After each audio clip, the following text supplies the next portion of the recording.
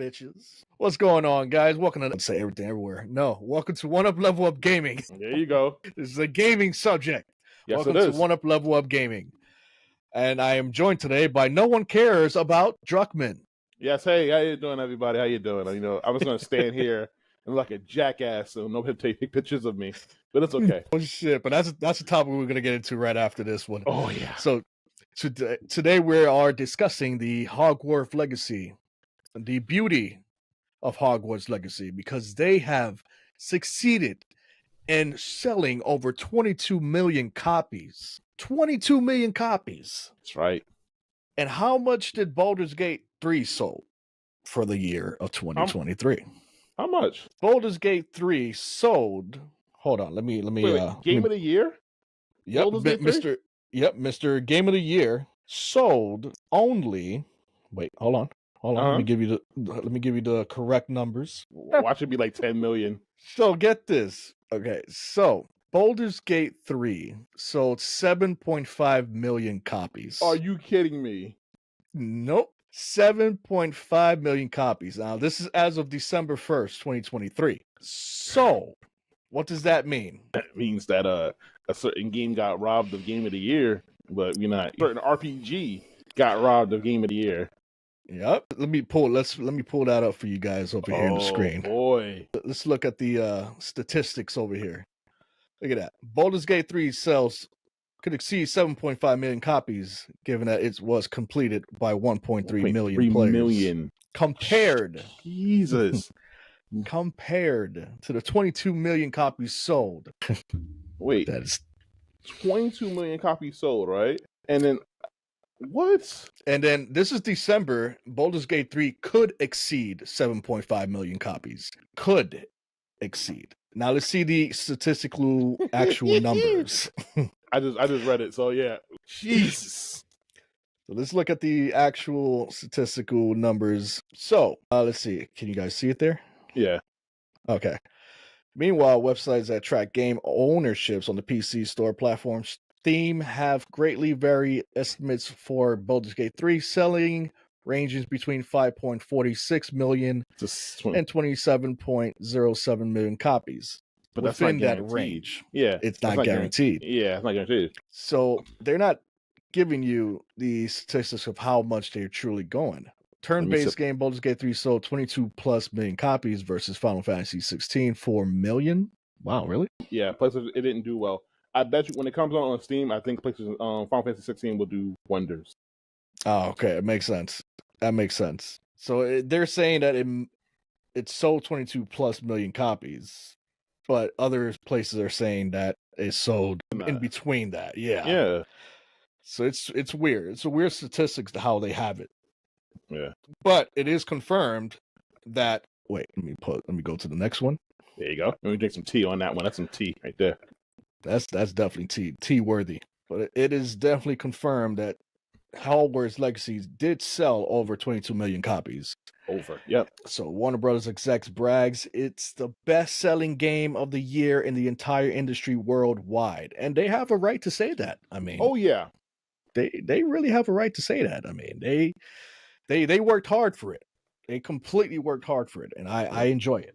I personally haven't had a hand on Hogwarts Legacy, but I know Mr. No One Cares About Druckmann down on the bottom knows his thing about Hogwarts Legacy because he has streamed it, he has played it. And what are your thoughts on this situation? I know we don't have all day to be here, but I'm going to keep it short and brief. That game is amazing. It looks beautiful, especially for my computer. It don't need to be that powerful to play it, which is great. Mm-hmm. You do need a RTX. RTX? So, yeah, because even on a low setting, it looks amazing. It plays smooth. The world is amazing. Hogwarts. If you're a huge fan of Harry Potter and want to see the ins and out of Hogwarts, perfect game. You learn different spells from going to different classes. You meet friends. You fight trolls. And the version I got, I can use dark arts early. So excellent. I haven't fully gotten to the story because I got caught up with other stuff, but doesn't mean that the game is bad. I definitely love how big the world is. Like even outside of Hogwarts, just walking into the town, took me about a good 5 minutes, and it's massive. You definitely need a broom to fly around. I recommend anybody play it. I think I'm proud of myself being one of the 22 million. Hey, yes, you are indeed part of that 22 million copies sold, which is good because it's a statement, right? Like you're having fun with it, and not only you, I'm pretty sure 22 other million people have fun with the game.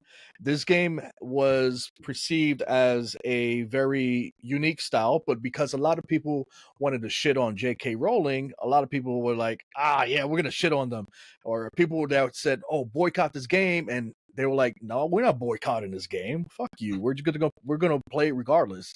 So what happened was that, well, J.K. Rowling, even though has maybe part of the Harry Potter universe, Yeah, but it has hardly anything to do with the game. So reflection of the game and the person individually, yeah. they went ahead and said, "Okay, we're gonna play this game. We're gonna hate it," but then and people ended up liking it. People ended up loving the game instead of hating it. So you And can say that JK is rolling in money right now. yep, JK is rolling in the dough. Money, yeah, right. But it's freaking awesome though. I'm actually proud of it because it shows the karma behind it. You know, like you're over here shitting on a game you haven't played, but yet when people play it, it's like, oh shit, this game is really good. Why wasn't it in the freaking awards show? I wonder why. No major gaming awards did any nominations for it. I think Steam was the only one that did something for it. Rightfully so, because Steam is one of the places where it was generating that money in. It was definitely getting a lot of good results from Steam, and of course from Xbox and PlayStation as well. But the majority was Steam-based, PC-based gamers that had fun with Hogwarts Legacy. Yes, I wonder why PC gamers really love Hogwarts. I mean, it's not like you can mod the game or nothing like that. Yeah, it's not like you can mod the game. Like, come on now. Oh, Yeah, it's not like you can have more fun with it. yeah. One thing I will say about the game though, the customization is really good. There is a bit of like, I'm not gonna say woke, but there are a bit of like, you can make a character. It's not a game breaker, I promise, or anything like that. And it didn't stop me from jumping in the game, but the fact that you can make a male character and give him a female voice and vice versa. You can make them It's not a game. It's not a game breaker. It's like it's modern day stuff. Who cares? Yeah, it's modern day. Like even fighting games do that. Soul Calibur did that as well. Yeah. You can create a female character with a male voice. You know. Yeah. That's normal stuff. That's stuff that people have fun with. But it wasn't inclusive enough for people, so people boycott the game. Which, pro tip, by telling us to do that, especially when we know you're not gonna make people run away from it. People are gonna buy it more. That's right. That's right. And that's exactly what happened. People ended up buying it more. People were like, all right, we like the game. Like, why? People got great reviews off of it. Oh yeah. Let's see. Let's take a look at what this article is saying. Warner Brothers Games has announced that the Harry Potter action RPG Hogwarts Legacy sold over 22 million copies by the end of 2023. Wow, that was by the end of 2023. Yep. And roughly 2 million of those sales over the December festive period. So 2 million within the December month. Yep, I got mine. But it's not. Oh, so you definitely are part of that. Actually, no, I got mine around Black Friday. As soon as I got this new laptop, I bought it. Yeah, but I gotta get sale on it. Yeah, nice. Black Fridays and Cyber Mondays are always the best time to buy a digitally console online game. Yeah, online. Digital stuff is beautiful, especially Steam. Oh my God, the sales, which someone here can clearly explain to you that, Steam is an amazing we don't got time for that. To buy games. We don't got time for that because I was back on it again. If those who don't watch the Game Plaza, I was back on it again today. And I was this close to getting the entire Mega Man collection. But we're gonna, Hogwarts, yes. Yeah. We're roughly 2 million sold, but it's not just the units sold that I am so proud of. It's just that it's delighted the fans so much. And that's true. It's not just about the million copies sold. Like you can sell 25 million copies, but if the game is shitty, the game is shitty. Yeah. It's the fact that the game was actually good and then proceeded to have fans over the game. The people that wanted to shit on the game in the first place ended up loving it. And it's like, wow. Here's, Okay, cool. here's the little secret. Hmm. People that goes and complain and bitches and moans about games and movies that doesn't go work in their favor or their agenda, they don't buy shit. That's true. They don't put their money in for it. Money speaks volumes. The reason why other certain movies and games fail is because they're not putting money into it. You want to put all these extra stuff in there.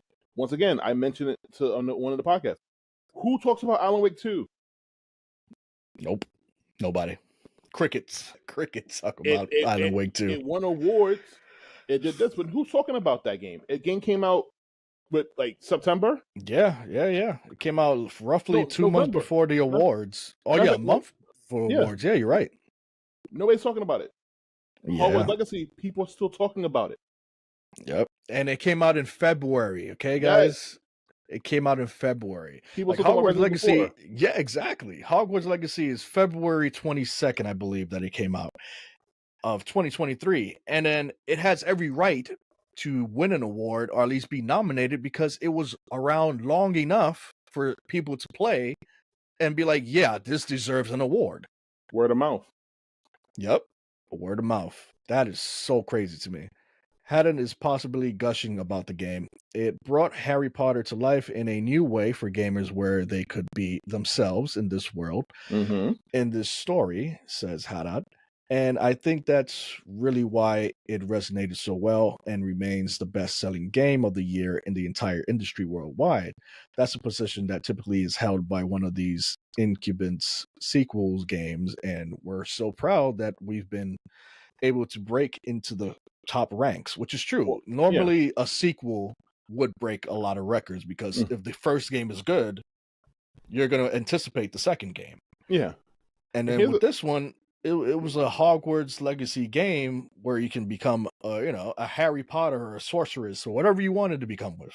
Yeah. Here's the thing, though. You don't even, like Harry Potter is like the universe is so cool and so interesting that you don't even have to mention Harry Potter to be like and still get love. Like this game takes place hundreds of years.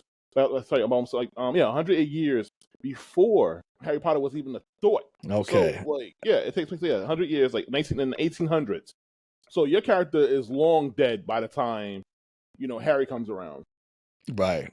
If you go by actual age, but you care. It's like a game that you care more about the universe, the world, than you do this one character, and that's good. You don't need to be focused on like, oh yeah, Harry Potter got to be in it in order for me to play it. No, it's just the lore and the universe and the school, and then you learn more about the difference. I learned playing that game. There's I know about the American school, but there's a school in Africa that they talk about in the game. In the game. In the game, yeah. Wow. So you learn more about Harry Potter lore in the game than you do in the actual movie. Well, technically, Hogwarts. I mean, there's the whole universe and how there are more than one. There's more than 2 schools out there. Right. We just focus more on the 2 schools because of the movies and the books and stuff like that. They mention it more. But in the game, I was like, what? They was there? They were in Africa? Oh, okay, cool. That's actually pretty cool. It opens up the universe and expands it. And that's something to look forward to. I mean, that's probably why it's so. I mean, I personally haven't. I'm not a Harry Potter fan because I haven't really got into it like that. But I do love the aesthetics of having to pick a school and be a sorcerer or be as powerful as as a Harry Potter coming up. And I feel like that's something that's you can be confined into because it's like, okay, I can be a sorcerer just like Harry Potter when he comes back in the future or whatever, but for people like me that haven't experienced the lore, that haven't experienced Harry Potter like that, and going into the game, I feel like it's amazing. It's an amazing start because it's like, okay, I can be a sorcerer, cool. And then it'll probably get me into watching the Harry Potter movies, so it's good. I'm happy that they did that. I will say this for anybody that's unsure about the story. Do I need to play? Do I need to watch the Harry Potter movies, the Fantastic Beasts series? No, you don't have to. because, like I mentioned, it doesn't talk about Harry Potter or the wizard, the wizard with the scar. It doesn't mention anyway. It doesn't mention on Voldemort. None of those people. Like not even any teacher that was in the original, they're not there. That's why the setting being in the 1800s worked, because it can pull you into the universe without you being like, okay, I gotta watch all these other movies. No, like you said, by playing the game and seeing the world and seeing what happens and seeing how everything goes, it gets you interested. Like, oh, maybe I should watch Harry Potter and see what these movies are about. Maybe I should watch the Well, you can just really watch the Harry Potter movie. You don't have to really about Fantastic Beasts. Fantastic Beasts, if you're like, okay, I'm curious. It's that great? But yeah. Just watch it. I did see the Fantastic Beasts. I did see that in theaters. I did, and mind you, I had no idea it was part of the Harry Potter universe, bro. I definitely went into the fucking Fantastic Beasts because I was like, yo, okay, this shit looks actually pretty cool. Like, this is his own IP and all this other stuff. At the end of the movie, I'm like, wait, this is Harry Potter related? Yeah. This is before Harry Potter? Yeah. The teacher that helps out Harry Potter, he's young in this one, and they kind of retcon. They're not retcon. They kind of like canonize the fact that he's gay in the series. People were like, what? Why? Bravo. Yeah. Bravo. But honestly, as I'm not, like I said, I'm not a Harry Potter head.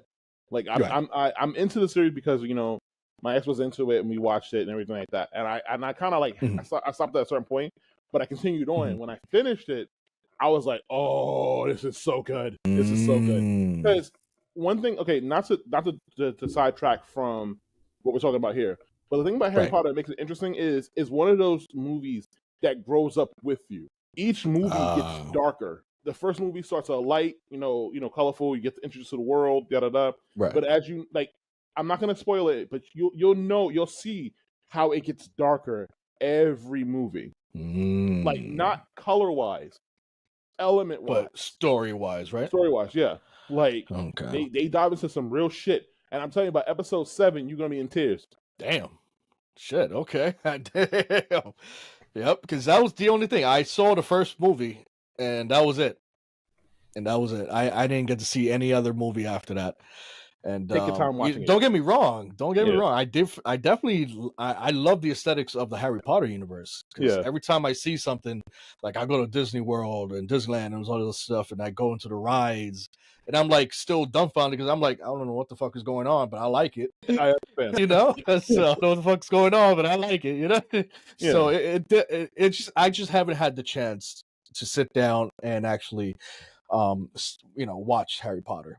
But I know for a fact that playing a game where you can be part of that universe definitely seems like a great idea. Yeah. What else we got here? Like I said, if you play the game, you don't have to worry about it, but you will be interested in all the nooks and crannies of the school, like finding the little secrets. There's like plenty of secrets to find. Like I'm just like I just started like really getting into it, and like I still haven't found. I may be like 3% in the game. Jeez, wow, it's a lot to do. Because mind you, and then what makes it so cool is the houses. Like whatever house that you pick. So okay, let me be a little nerdy here too. I didn't go into this part.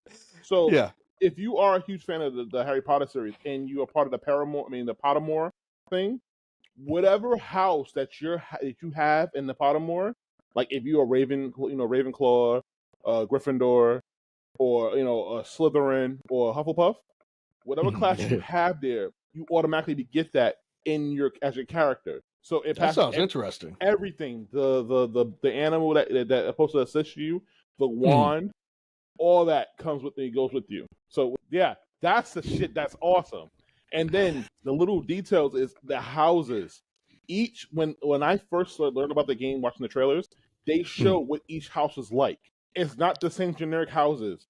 Each house looks different, and it represents the house perfectly. Like the color, the aesthetic, like Hufflepuff, beautiful yellow. It's more it has more like nature, because that's what Hufflepuff really is. They're more about nature, and like you see the Slytherin's like more darkish, but it looks cool. Like it's just like every house was like beautiful. Damn. Yeah. Okay. Damn. So Listen, they really listen. put attention to detail in Yes, this. they I did. love it. Yes, they did. I didn't. That's just like I said. That's just the tip of the iceberg to Yeah. all the good stuff you can do in that game. I'm not even saying about the Pokemon aspect where you collect animals. No freaking way. Exactly. And then, like I said, there's a dark art area where you can fight villains and use like powerful dark magic against them, That's like an arena, crazy. like a battle arena. That's beautiful. Fucking Yeah. shit. Wow. So you're gonna be I've got to see that. Oh, so you're gonna be 20 million plus one? Yeah. I'm gonna be part of that 22 million copy. Yep. Pretty soon. I recommend, like I said, for you not being into a Harry Potter, I think it would be good for you to just play it. And like, yeah, I think you would definitely enjoy it. Like, it's not, you don't have to worry about it being too kiddie. It's not. Mm-hmm. It's definitely not. Like, without spoiling it, somebody dies in like the first like 5 minutes of the game. Someone gets murdered, like straight up murdered. Like, that's funny. So, like, it ain't kid friendly. That one, not kid friendly. Oh my. So yeah, that's freaking awesome. All right, cool. All right. So the next thing the article says that this does make Hogwarts Legacy an exceptional commercial performer, even though the critically acclaimed and top-selling Elden Ring didn't outsell that year's Call of Duty Modern Warfare 2. That's odd. Like, Elden Ring did not outsell Call of Duty Modern Warfare 2. I mean, think about it. Yeah. I mean, yeah, Call of Duty has many years ahead of. No, not even that. It's a shooter. It's an annual shooter that everybody knows about. Elden Ring, only a select few people like that game. The Souls game. It's not the Soul type everybody. Game, right? Yeah, it's not everybody type of game. That's true. That's true. And honestly, that's what I thought Hogwarts Legacy was going to be, a Souls type of game. Thank God. Yeah, I think that would have crazied that out. People would have loved the shit out of that. You talking about? No, yeah. But for the casuals out there, nah, they would have fucking hated it. Yeah, I mean, like, Liza P is nowhere near as hard as an actual Souls game, but yet people are complaining about that. Why? It's exactly, and it's really good. Like, that's my introduction to more of a Souls game, and then I can move over. You know, that's what. You know, play Sekiro? I dabbled in it, but never really got into it. I want to, don't get me wrong. I want to play Sekiro, but haven't dabbled in it. So that's my actual. Liza P was my official Souls-like kind of game that I've actually played through long enough. Oh, okay. But Warner Brothers shared a bunch of fun facts about the game, with Haddad emphasizing many players have gone through the game multiple times. Collectively, they played for 707 million hours, 819 million potions, harvested 1.3 billion magical plants, rescued 593 million magical beasts. That's what you were talking about too, right? Yep. And defeated 4.9 billion dark wizards. Holy wow. Yep. Jeez, okay, so people are definitely getting busy on that one. Yep. But the only number that really counts is that sales figure, because it means Warner Brothers is now looking at Harry Potter with even more dollar signs in its eyes than before. It has already announced that an upcoming game based around the wizardry world spots of, I don't know how to pronounce that, Quidditch? Hold on. Quidditch? Yeah, Quidditch. Quidditch. A little bit like rugby played on broomsticks, which is currently in beta. Oh, really? So is that like rugby type game that they play? Yeah. Okay. We don't have any particular announcements on exactly how and when Quidditch is going to come to the market, says Haddad, but we are working to get it designed in a way just to delight fans. That's awesome. That's pretty good that they're introducing more Harry Potter stuff. Now, then Haddad says there's a series of other things coming that will let players be part of this world and stories and characters in deeper and deeper ways. There will also certainly be a Hogwarts Legacy 2 at some point after this performance, though that would be a long way off, and it would be no surprise if the Warner Brothers suits are currently running around green lighting everything that has the word Potter on it.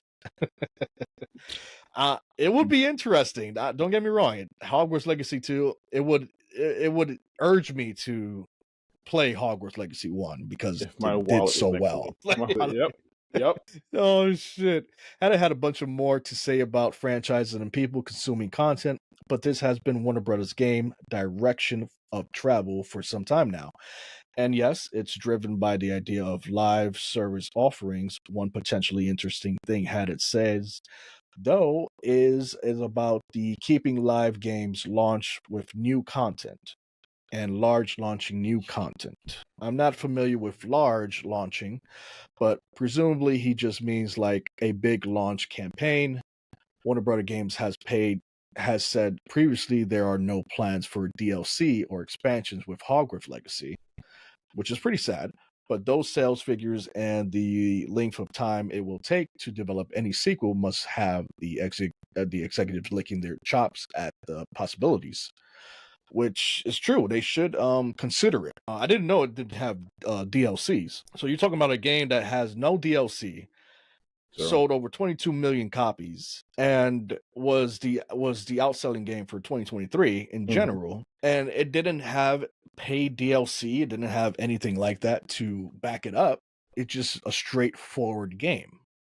The only equivalent to DLC was the digital deluxe edition, which gave you the dark arts arena. That's about it, and like the dark arts costumes and stuff like that. That's about it. There's no other DLC, which it really doesn't need because the game is so massive.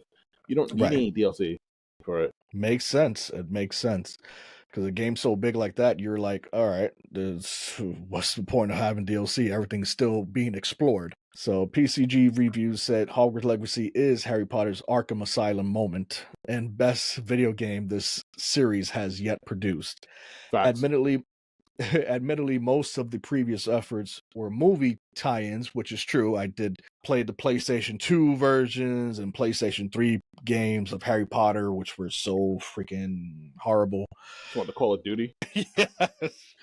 Despite a big online fight over whether or not it was okay to play the game because of its links to Harry Potter creator J.K. Rowling, Hogwarts Legacy was generally well received by critics and players and currently sits with a metric of 84 and an average user score of 8.5. Which is perfect. And that's amazing to me. And again, we ask everyone, why wasn't this game nominated instead of Baldur's Gate 3? Or, no shit on Baldur's Gate 3. I'm pretty sure Baldur's Gate 3 is actually a really good game. But Hogwarts Legacy, being that it came out in February of 2023, and still decided to be like, nah, we're not going to nominate that game. And I think there's too much controversy behind it. Yeah. There wasn't that much controversy behind it. Everyone was like, J.K. Rowling was the only controversy that was, holding the game back. But then everybody was like, fuck you, we're not boycotting this game. We're going to play whatever we want to play. And then next thing you know, they played it and they were like, oh shit, okay, this is good. Yeah. So that's the end of the article. What are your thoughts on it? You saw me do this now. It's that question. I was taking off the Game Plaza hat and briefly putting on the Everything Everywhere hat because it does fall into that territory. Why the game wasn't pushed? Because it didn't follow the agenda. Oh, sorry. The creator, the author, the person who spoke facts and about certain things, she doesn't follow the rest of the people in terms of people. So a lot of people was like, "Oh, you should boycott the game because she's offensive to certain." And she didn't say anything wrong. She just didn't say anything that you wanted to hear. And for the sake of Game Plaza, I won't say. I just I'll dabble at it. Right. But it's because she didn't fall into line. There it is. What they wanted her to do. So they wanted to boycott the game. But like I said, the people that was complaining and bitching and moaning are the ones that don't buy shit. So who cares? True. Very true. Like the movies that fail too, y'all don't buy shit. So you don't go to the movies and watch it. So, I mean, Clark, you don't have the money to go watch it or go buy it. So, yeah, you can't complain. That's true. And then the same people that they're working in the industry that's activists, that got to sit there and be like, oh, we're gonna boycott the game because it doesn't give the message that we wanted to give, so we don't give it awards. No, it's 2024 now. No one really and truly anymore gives a flying fuck about these awards. Yep. No one cares. You're South Park absolutely did right. it best when they did the comedy awards. It's a participationship award, and it's only for them. It ain't for us. That's true. That's true. They don't. It's a disconnect from the fans of the series and in Hollywood or whatever the companies are. It's disconnect because a lot of times when they do the user reviews or user awards, it's always different from the game that they pick. That is true. Perfect example: 2022, Ghost of Tsushima came out. Last of Us Part 2 came out. Last of Us Part 2 won Game of the Year. Right. But the user award, Ghost of Tsushima won. I see. So they don't go hand in hand. So people don't give a shit about awards anymore. If it wasn't for me doing Game Plaza with you guys, I wouldn't have done the award. I wouldn't have watched that shit. Yeah. No, you're right. You're right. It's because it's already done. It's a done deal. We know what they're gonna pick. It's predictable now at this point in time. Oh yeah. The fact that Spider-Man didn't win an award was that kind of blew my mind. To be quite honest, that's the only thing that shocked me about the award show is that Spider-Man didn't win hardly anything, and I was anticipating Spider-Man to be like, "Oh God, here we go, Game of the Year," and then I didn't think about Baldur's Gate because I'm like, it's Baldur's Gate. Who cares about it? Everybody keeps on talking about Alan Wake 2 and fucking Spider-Man 2. No one was talking about Baldur's Gate 3 like that. So I'm like, that's one thing that shocked me was the Game of the Year. Kudos to them. Kudos to Baldur's Gate 3 because they definitely deserved it. Yeah. Aside from Spider-Man 2, which we're not going to get into, and Alan Wake 2, which we're not going to get into, but Baldur's Gate 3 top notch deserved it. Yeah. But I definitely feel like still Hogwarts Legacy deserved a chance to be in the Game Show Awards. But like Dark King said, it's true. They're not gonna cater to us. It's not our position to do it. No. So but that's what it is. It is what it is, unfortunately. But once again, it goes back to what I said just now. The between the fan base and the companies. Now look, Baldur's Gate, Baldur's Gate is another game that deserved the flowers that it got. It deserves it because a lot of people are mad at that game too because it didn't put the woke stuff in it. It was more focused on story than it was the message. Right. So it deserves its flowers too. I will not sit here and disrespect Baldur's Gate 3. Like I'll make jokes about it during the Game Plaza, but I'm not gonna sit here and bullshit it. It deserves it. It deserved to win. Agreed. But the disconnect here is too is because of the fact that if Hogwarts was up there, Hogwarts would probably have won half those awards. I agree. No doubt. It would have definitely won best RPG. It probably would have won something else like best music because even the soundtrack sounds good. It is whimsical. It brings you into the world. It's so it's like I'm not fanboying here about it. It's just being honest. It's so good. Like it deserves the respect that it does. And the thing about it is money. Like I said, sorry, long way short. It shows people put money into this game. True, and it shows. It shows people put money into this game. It's so like hotcakes. And I mentioned Alan Wake. That's no excuse though, because Call of Duty can come out. And Call of Duty can sell millions of copies like that overnight. It used to do that. Yeah. True. You hear Call of Duty, or even like 2K, when it first was popular. It came out, millions of copies overnight, over the weekend. Oh, it made 7 million copies. Da-da-da. Now it barely struggles. Yeah. Like it barely tries to because people don't even go to like midnight releases anymore or do anything like that. Why? I can download it digitally. Exactly. I'm not getting stabbed in my neck for that. Your midnight release for a PlayStation 5. Congratulations, you just got stabbed. I got a PlayStation 5. I paid for it. Get the hell out of here. Midnight release, guys. Not even fucking afternoon. Midnight. You know how dangerous that shit used to be. You know how bad it was with the midnight releases in my old neighborhood? They did that at 9 o'clock at night. Mortal Kombat 11.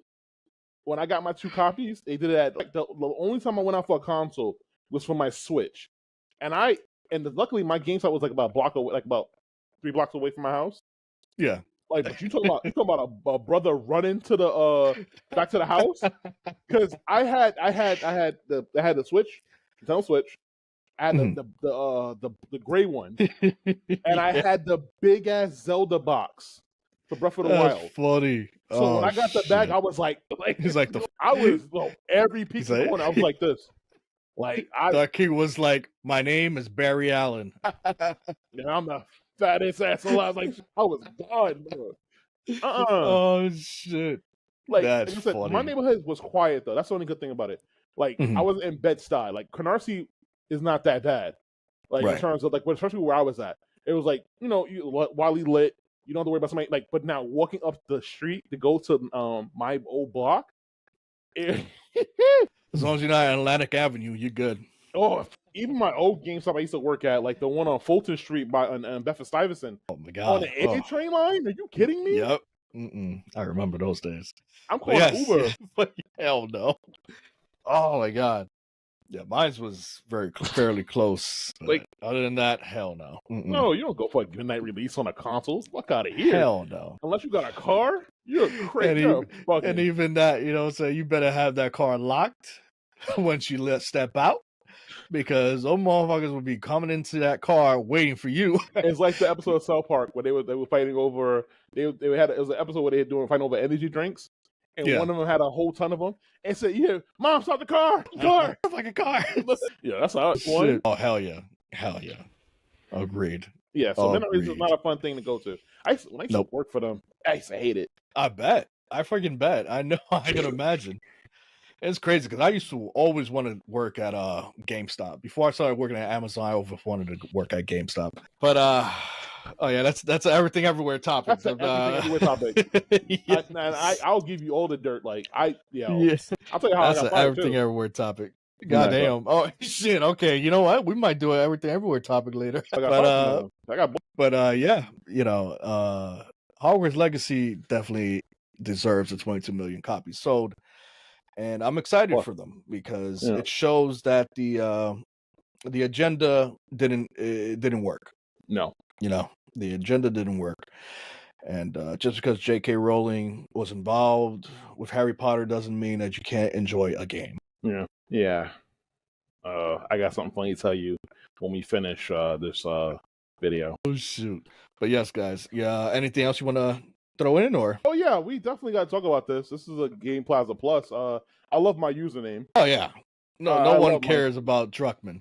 I love my username because, when reality finally sees what I see, a giant piece of turd, it's beautiful. Like, seeing Neil Druckmann go to the Golden Globe Awards and just stand there like the giant turd he is, and no one takes a picture, and he looked awkward as hell. You knew he was embarrassed. Like, oh my god, yeah. When you sent me that, I was just crying, bro. I was like at work, just like, what am I looking at? Why is he just standing there? No flashes. And then the memes behind it were even funnier because it made sense. We got people checking their cameras like, I don't know if I want to take a break. Like, who are you? Who are you? Yeah. Who are you? But here's the thing. This is the world he wanted to be a part of. And you see how the world treats him, right? Yeah. You sacrificed a whole bunch of people's jobs. Yeah. You changed up. You did nothing. You did nothing with Naughty Dog since he became president, except made a TV show. Yeah, which is what you wanted to do. You wanted to be in Hollywood. Now you're in Hollywood. No one gives a fuck about you. Yeah. If it wasn't for the fact that this would be a name that would be shown, it honestly would have said no one gives a fuck about you, Neil Druckmann. Actually, Cuckman. It would have been Cuckman. But you don't want to put that up there as if me saying it. You can censor it, but me putting it here, you can't censor that. I'm sorry. That's true. It's annoying to censor this, but yeah. But yeah, that's funny as hell. I'm not gonna lie, that was funny as hell. Oh my god, that's hilarious. That was karma at its finest, to be quite honest with you. Karma at its finest, because the agenda that Neil Druckmann had for Last of Us and Last of Us 2 Oh. and the TV shows. That's obviously Everything Everywhere topic, but Last of Us 2 game we can talk about here, you know. Yeah. But yeah, that's it was just a agenda driven narrative that he just decided to just spread, and then all the bullshit behind him got to him. You know, Yeah. like he went into it was a Golden Globes that was in, or what was that? It was the Golden Globes. Globes, and he just no one wanted to take a picture of him. Like, I didn't see any flashes there. The only reason we got that was because somebody filmed it on their phone. And who's this guy? And I know he felt bad. Yeah. But he did it to himself. Oh yeah, and the thing about it, like, I don't care what anybody says. It's not even Everything Everywhere. It's a Game Plaza thing. I don't care what nobody says. I don't care how much chaotics try to convince me. I will not touch Last of Us Part 2 because I know exactly what he did. Just because the game is good or whatever doesn't erase the bullshit that the people do. Right. He tried to get channels taken out. He tried because to get of reviews. Yep. No, not even reviews. What? Talking about it. That's Showing right. gameplay footage, not showing pictures, just verbally talking about the leaks, which is not the people that did it fault. Security just don't know how to fucking keep themselves to their mouth shut. The computer's unsecured because it happened again. History repeats itself with Insomnia. Yeah, it did. But you want to take it upon yourself to do it and then blatantly tell people, like, brag about it on a podcast. Oh yeah, I did this. I got people to sit there and silence the people that talked about it. Like an arrogant prick that you are. Yeah. And you expect me to pay $60 for a game to support you? Hell the fuck out of here. I'm not doing that. He's like, please support me. Yeah, no, I'm not supporting you. Anything you do, anything Naughty Dog related, I'm not participating in. I don't put money into it anymore. I have not bought anything Naughty Dog related since. That's good. That's really good. Yeah. Hell no. Well, you already know to not spend your hard-earned money on someone that doesn't care. No, and it's that's the thing. Sad. Yeah, I thought it was because of reviews, but you're saying because the people leaked and stuff like that. It makes it even, worse. Forget the fact that Joel died. It's like forget that whole thing. That was one of the hard because I actually was gonna I pre-ordered the game. I had the game ready. I was gonna get the digital deluxe edition, have it ready, play it because I was a huge fan of Last of Us. Like I loved the first game. I love how it ended. I was like, okay. Right. And then like the whole thing with the bait and switch. When they showed the trailers, they showed that Ellie and Joel were going to work together. Right. But then when they found out that Joel died, a lot of people were pissed. And it's fair to say that people are pissed. Don't try to explain the story to me. And then you fuck up the story. You fuck up Ellie to build up Abby. Destroy two characters to build up one character.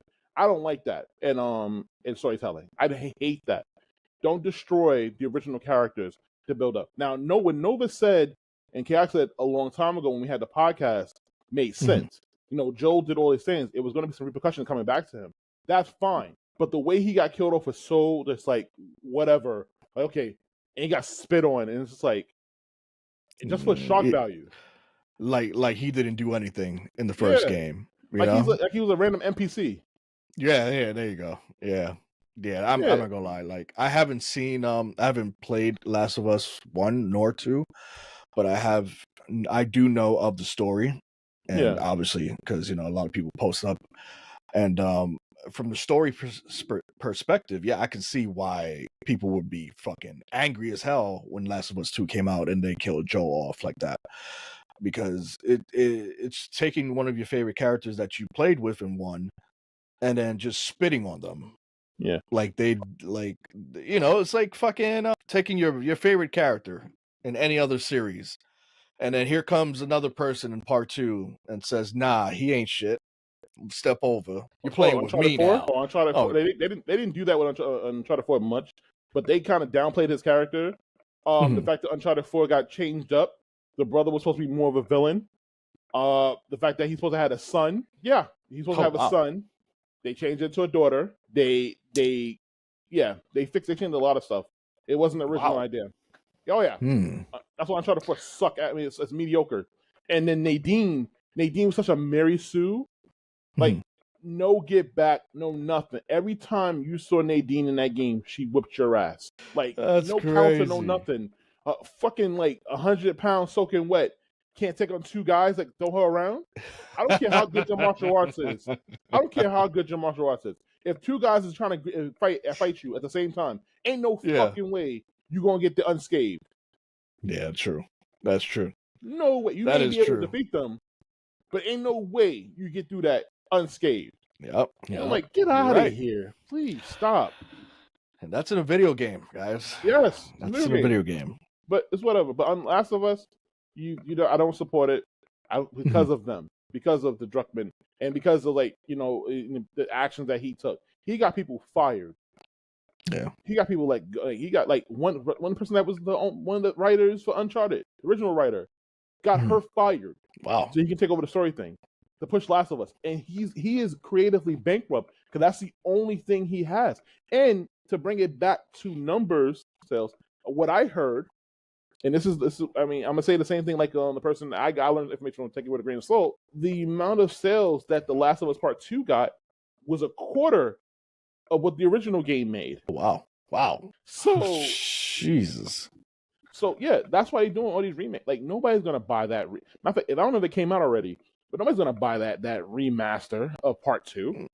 That's my issue with remasters, is that they don't even wait, bro. Like remastered should be something like 10 years and plus, not fucking 2 years and plus. No, it's like makes sense. Here's wow, let's remaster a game we just made. Yeah, like, what the fuck? Here's the thing: you canceled a brand new title for the remake, for the remaster. I mean, you canceled in a whole multiplayer experience, and you took the rogue elements from that. Didn't make it multiplayer, just made it a single player roguelike thing and put it in the remaster. That's the only difference between that and some deleted scenes. That's it. And that's it. That's true. That's it. I'm not wasting my money on that. Nah. It makes no sense. It makes no sense to waste money when you have better potential games out there than that. Like Alan Wake 2. God, Jesus. Plus bitch ass mode. Hey, new difficulty. Wow. It's like one of the comments said underneath one of the video we did do about Alan Wake 2 New Game Plus was the fact that, you know, if they did do a paid DLC for a New Game Plus, that game would have gotten shitified beyond belief. Oh fuck, like that would have been the next worst thing that they could have ever done, you know. So I'm happy that it wasn't a paid DLC when it came to New Game Plus. Yeah, but the fact that it still came out like 6 months after the game, it makes no sense to me. But the Neil Druckmann situation is funny as hell, because it just shows his character. It just shows nobody really cares. Nobody cares. And at the same time, you know, we can all agree he did it to himself. Like it's patent. It's really it's emotionally said. So I'm just happy that we are able to see this and say we're not going to waste our money on this. Oh yeah, that's it. Yeah, I don't care what nobody tells me. Like, there's a few things that I'm gonna be stubborn about. Like, if you're not gonna show love to what I like, I'm not gonna show respect to it. Like, correct. I feel the same way about the One Piece show. I hear great things about it, but I refuse to support Netflix on that because of what they did with Cowboy Bebop. No, it makes sense. As someone that's seen One Piece and seen Cowboy Bebop, the whole thing, I can honestly say, even though this is everything everywhere topic, but I can honestly say that One Piece was 20 times better than Cowboy Bebop. But because of Cowboy Bebop's and everything else that Netflix has done, people don't want to see it because they've already ruined it so many times. And it's understandable. It's very understandable. Yeah, and when Netflix gets a really good show, people are going to be like, yeah, whatever. You know? Yeah, I'm not gonna say anything else because they would go into everything over topic. Yeah. But yeah, like I feel the same way about my games too. If you're gonna sit there and talk shit about talk about us, or you're gonna sit there and try to be the message and the inclusive and everything like that, you don't have my money. I'm not gonna support you. True. That's why I hesitate with Spider-Man because of that, because of what they did. And this is a teaser for another topic I want to talk about. But like a certain group that does things, yeah, Jesus Christ. Yeah, I'll talk more about it after this, but yeah, I got you. yeah. All right, guys. So we're done. We're done. Finito. You know what I'm saying? Yeah. What are your thoughts on this Neil Druckmann situation? What are your thoughts on the Hogwarts Legacy getting the 22 million plus copies that it deserves? And then, yeah, just leave down in the comments down below. Let us know what you think. We are officially done with this conversation. We are done. Finito. Out of here. Hold on, Bye. I got one thing to say. Hold on. Nope, not yet. I was gonna say, if you wanted to support my no one cares, just put hashtag no one cares or abbreviate it next to your comment if you don't give a crap about Neil Druckmann for me. Just for me. You heard it here first, guys. Yeah, you don't care about Neil Druckmann, we got you. So just type it in the bottom right there. Yeah, there you go. Hashtag that. Yeah. There you go. All right. Yep, we are out. Have a great one, guys. Much love.